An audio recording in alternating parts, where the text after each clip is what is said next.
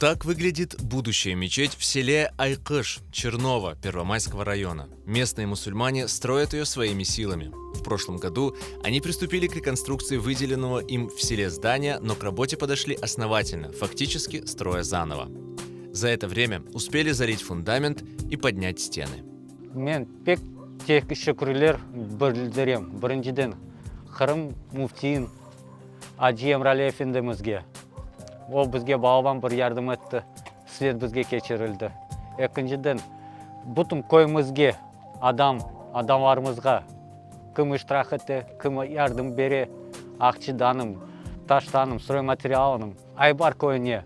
Анда яшаған дін қардашларымыз бізге пек балабан ярдым еттілер, бізге 2000 таш бағыш еттілер. Көйімізден Энвер бей 1000 таш бағыш етті.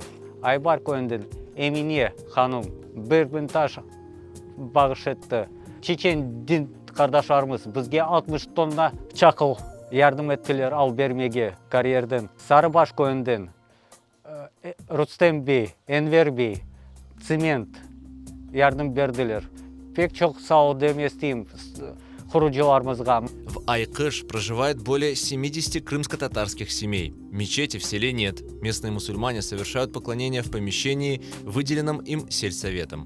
Будущую мечеть планируют сделать высокой. Она будет вмещать более 150 человек. Неравнодушные местные жители проводят на стройке все свободное время, но им необходима наша поддержка. Аллаға шүкір, күшімізмен темелini қойдық, дуарларын қойдық.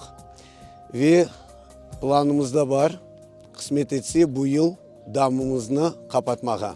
Hesaplagan akşamıza göre damımızga da milyondan ziyade akçe gerek olacak.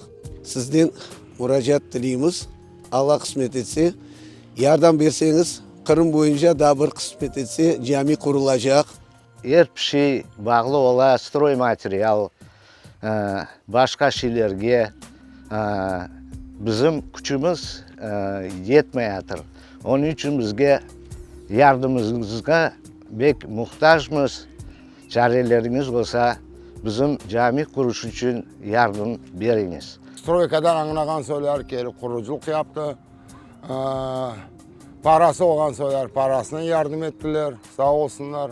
Kolumuzdan geleni yaparız. Özümüzün straytlerimiz var.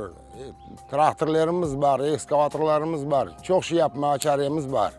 Ama ondan iş bitmiyor. Bunu kurup bitirsek, bu kuru endi bizlerge olmayacak. Bizim ballarımıza kalır, torunlarımıza kalır. Помочь жителям села Айкыш в благом деле можно, перечислив средства по реквизитам, которые вы видите на экране.